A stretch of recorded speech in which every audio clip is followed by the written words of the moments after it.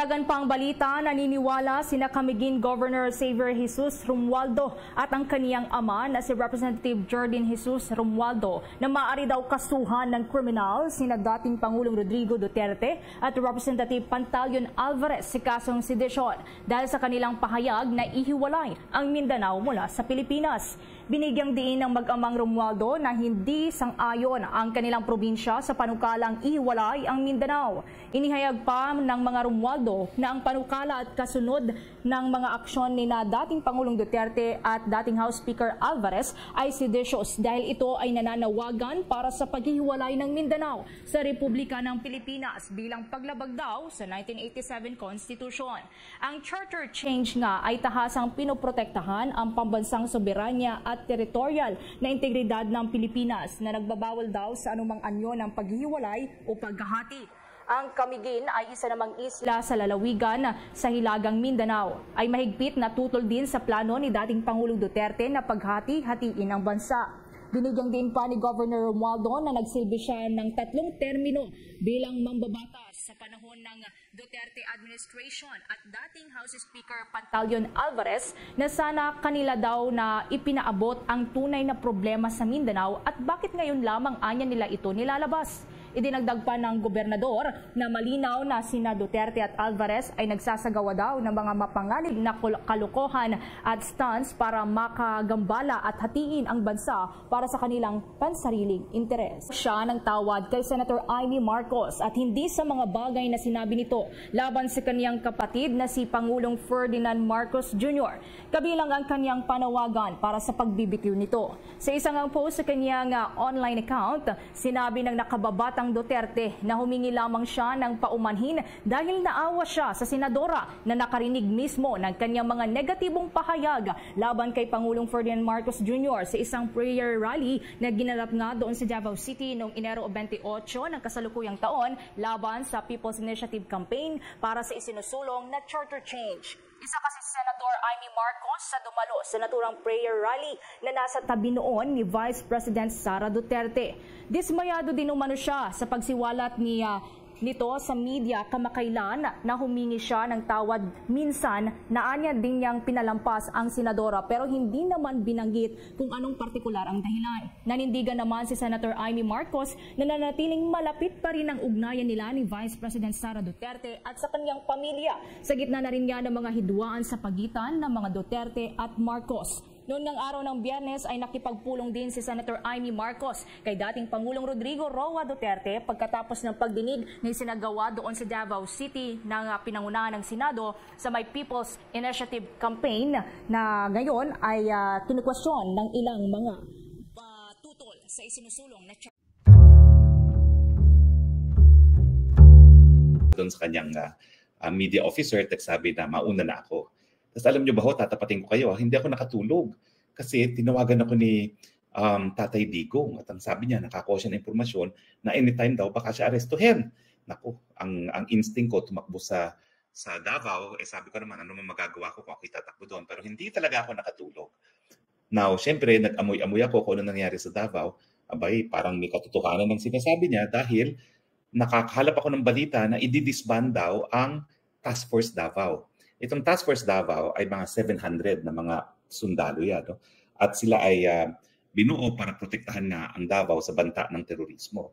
Pero syempre, alam nila na loyal sa mga Duterte itong Task Force Davao. So parang nagkaroon nga ng, yan po ugo-ugo ngayon na bubugin daw ang Task Force Davao. At ewan ko lang kung kumpirmado, pero nakakalap din ako ng impormasyon na lumipad daw noong Sabado ang Chief of Staff, si General Browder, dyan sa Davao. No? Hindi ko alam kung yan yung kanilang mga pinag-usapan. No? Pero ang kumpirmado, hindi kumpirmado na alam na ng mga Task Force Davao na parang may order na bubogin na sila. So hindi natin alam kung ano mga mangyari sa susunod na mga araw. Pero ganun pa man, I'd like to assure you na meron naman tayong mga contingency plans. Abangan na lang kung anong susunod na kabanata. Pero ngayon, pag-usapan natin, ano ba? Pwede bang magkaroon ng reconciliation pa sa panig ng Marcos Duterte? Well, bago po tayo mag-broadcast ngayon, nanood ako ng YouTube at isa sa napanood ko ay si Congressman Sandro Marcos na nagsasabi na ang opposition daw, mga dilawan at tinklawan, ang siyang pilit na pinagsasabog ng Marcos Duterte dahil alam nila na kinakailangan masira ang pagkakaisa ng Marcos Duterte para sa darating na midterm election ay makabalik ang mga Dilawan at Pinklawan. Well, posible po yan na talagang, siyempre, matutuwa ang Pinklawan at saka Dilawan kung tuluyang mabibiyak ang Marcos Duterte. Pero huwag natin kalimutan, no? May mga kamag-anak ang First Lady natin doon sa Dilawan Pinklawan. Napakalakas ng chismis na ma-appoint daw as bilang Secretary of Agriculture itong si Marojas. No? Hindi nga nangyari, pero kamag-anak kasi. Tapos ang daming mga Dilawan at Pinklawan na nasa kabinete. Ang pinaka-latest nga ay itong si Senator Ralph Recto. Nakita nyo naman kung paano nila winelcome sa Lipa nung pumunta sa Batangas si Leni Robredo. No? Napakahirap ng kampanya noon sa Batangas para sa Marcos Duterte. Although dahil talagang kasangga at kakampi natin si Governor Dodo Mandanas, overwhelming pa rin ang panalo. Pero ang talagang kingpin doon na senador ay si Ralph Recto at talagang kinampanya niya ay si Leni Robredo. Pati nga yung Vice Governor na si Mark Leviste, siya ay Rosa Robredo Duterte. No? Pero overwhelming pa rin naman ang support para kay PBBM. So, ang tanong ko lang, bakit kinakailangan pang sirain ng Pinklawan at Dilawan ng Marcos Duterte? Ang dami-dami ng mga Pinklawan at Duterte at Dilawan sa gabinete. No? Hindi lang naman si dating Senator Recto, nandyan pati si Housing Secretary. No? Alam natin ay in-law ni Jojo Ochoa na napakalapit din. Tsaka siyempre yung mga ibang economic team, yung mga natin yan na talagang loyal sila doon sa kanilang estudyante sa UP School of Economics na si Leni Robredo. No? At marami pa talagang iba. Nandiyan si Secretary Pascual na talaga namang lantarang naging Dilawan yan. No? Pero sa akin, siguro, he just wants the best, kaya kinuha niya. Pero ang punto nga, hindi na kinakailangang pagbiyakin ang Marcos Duterte as far as the Dilawans are concerned at Pinklawan, kasi ang prediction ko, baka magkaroon na sila ng common slate pagdating ng eleksyon. Baka humiwalay ang mga Duterte at magkaroon ng common slate ang Marcos kasama mga Dilawan at Pinklawan. Tandaan niyo po yan. Sinabi ko po sa inyo yan. Okay? Lalong-lalo na dahil marami ring mga brads sa fraternity itong si Specker, no? Doon sa kabilang kampo, kasama na si Francis Pangilinan na siguro magbabalik na senador. No? So hindi malayo yan na po pwedeng sumama sa isang slate ang Francis Pangilinan sa Marcos na kampo.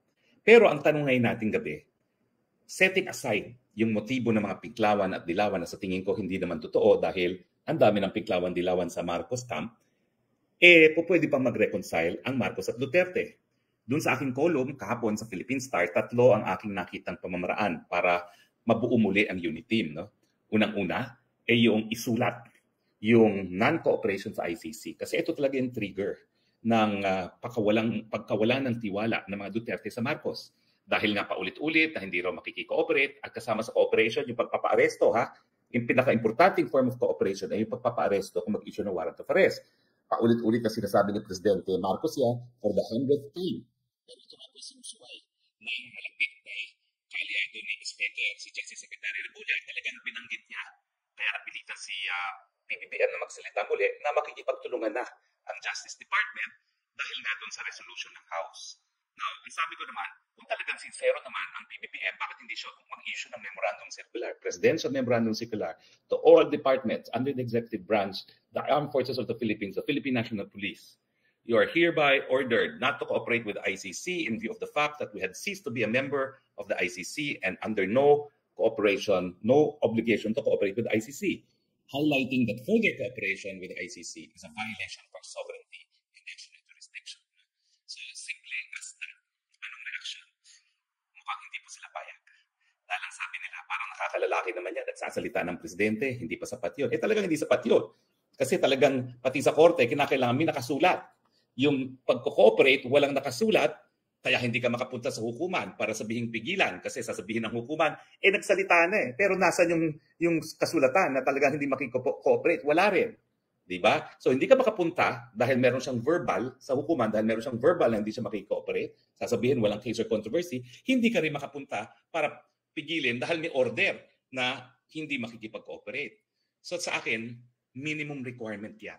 So kung hindi talaga isusulat yan, parang hindi mamabalik yung tiwala na ang ganti ng mga Marcos sa Duterte ay papaaresto sila sa ICC at padadala sa Hague. At ito po ay hindi lang si Presidente Duterte, pati na si VP Duterte na alam nating dinadawit itong loko-lokong walang kredibilidad na Las Cañas na ito. No? Ang pangalawang suggestion ko, siyempre, yung pagtigil sa pirma. Hindi ko po alam kung ano na nangyayari. Pero ang latest declaration ng mga kongresista, tuloy pa rin ang pagkakalap ng pirma. So, iba talaga ang sinasabi ni Presidente, iba ang ginagawa ni Mr. Espeker.